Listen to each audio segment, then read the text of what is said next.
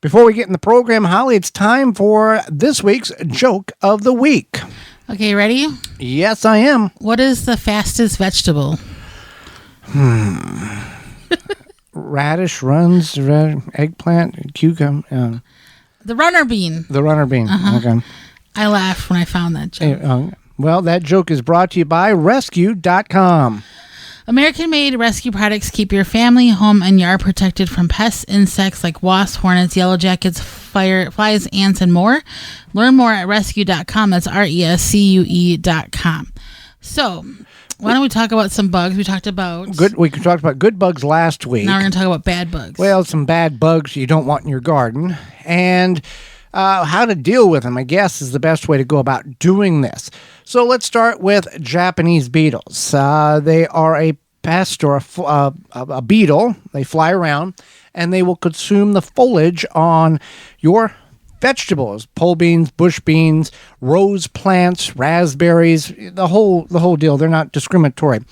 So there's a couple of ways in which one can go about ridding or getting rid of the problem with the Japanese beetles. One is using Phylum Bio products with Beetle Gone. It can be sprayed directly on your edible plants and has no water toxicity concerns, and application will stop the feeding and the pest will perish. Yeah, so that's beetlegone.com. Now, the other option is you could use a Japanese beetle trap, as we just heard about from Rescue. Yeah, so you can use Japanese beetle traps. These are pheromone traps, and what you want to do is, instead of putting them like in the center of your garden, the problem's on the tree. Let's hang the trap under the tree. Yeah, no, that's an incorrect application of it. So you take it and you put it on the opposite corner, and then that way it'll draw the bad bugs, Japanese beetles, away from the problem area, and then trap them. Trap them in the in the bag in which is provided for you. Yeah, and so this way, because I know a lot of people are like, oh, I put this this trap in my yard, and it seems like I invited all the beetles in the neighborhood, the Japanese beetles in the neighborhood, and yeah, that might happen. But if you move it away from the problem area, it will help draw the ones that are being a pest from you. It does work if the application is applied and utilized correctly. Yep. So the next one we have is aphids. Aphids are kind of the tick of the garden. They basically suck the lifeblood out of plants, and they are kind of evil. They can reproduce without mating. Within a week. Yep. And they just become an infestation quite quickly. So one thing you can do is, if you do find a plant or a weed that the aphids are joining together and feasting on, you can leave that weed, because a lot of times they will do that. You don't want to pull it out, because then they're going to go somewhere else. Some people will do like a soapy water mixture.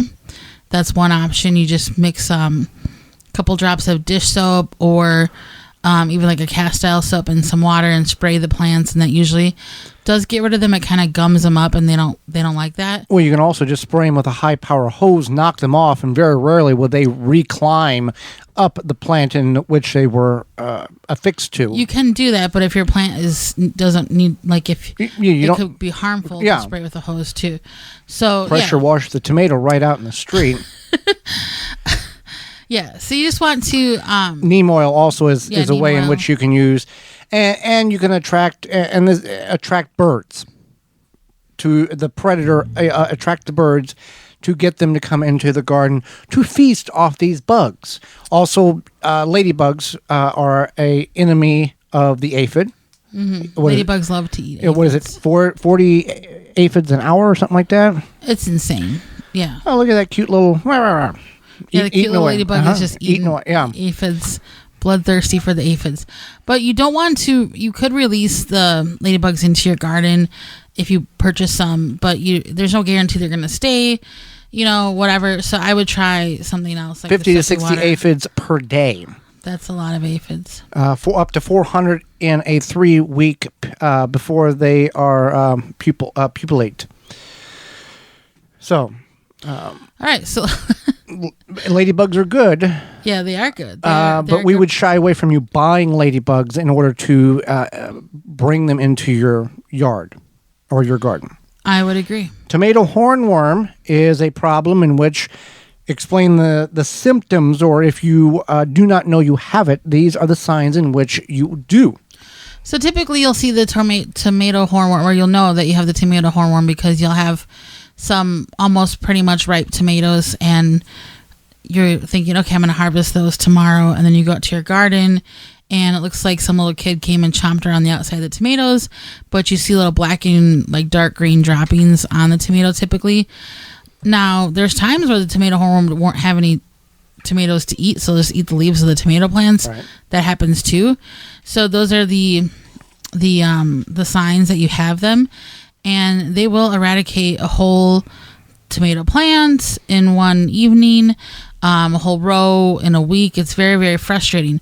You can try to look for them, but they blend in with the leaves of the plant very well. They look like a curled leaf, when they're asleep during the day.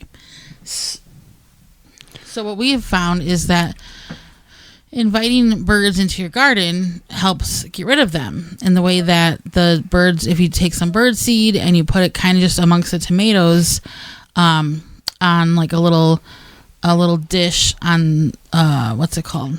Tuna can. Like Post. a tuna can on a post. Yeah. Post. That's the word I was looking for.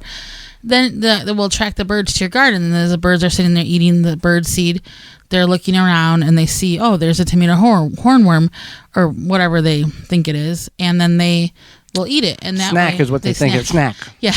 They're like, well, this is better than bird seed. More protein. Juicy.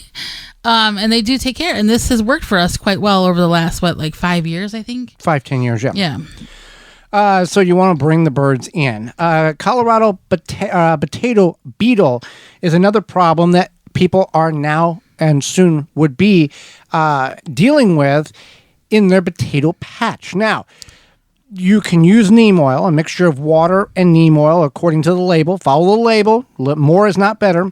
And spray on the foliage of the potato or tomato plant and cover the top and the bottom of the leaves. Repeat every 7 to 10 days as the potato plant. Potato plant, or if they are on your tomatoes. Sometimes, okay. Every 7 to 10 days as needed. You can also repel, grow plants that will repel the potato beetle. That would be such as eucalyptus, catnip, marigold, nasturtiums, coriander or cilantro, onions, or onions would be the other one to mix in with your plants, your potato plants, in order to repel. Now, at this point, it's too late for most of us to incorporate those beneficial plants. That's, it's kind of companion planting. We're utilizing one plant to repel the insects so another plant can grow. That is positive companion planting, not some weird, is this makes this sweeter and that makes, nothing. One thing that you can do is you can work the soil early because of how the potato beetle lays its larva. So if you disturb the soil early, that will help it.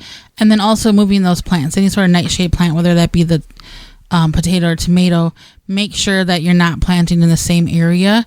This can also a lot of times disturb them a little bit. And in the fall, if you have debris in the garden, say you had a potato beetle problem, move that debris elsewhere.